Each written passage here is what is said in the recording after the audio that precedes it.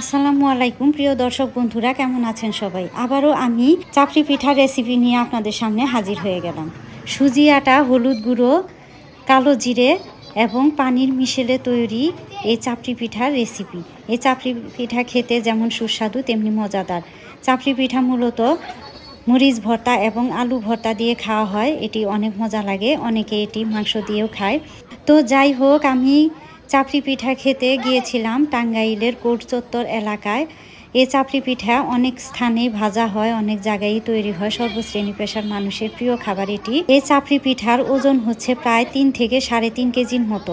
অনেক বড় এবং সর্বোচ্চ সাইজের হচ্ছে এই চাপড়ি পিঠা। টাঙ্গাইলের অনেক জায়গায় চাপড়ি পিঠা বানানো হয়, কিন্তু এই জায়গার চাপড়ি পিঠাটা সবচেয়ে বড় হয়।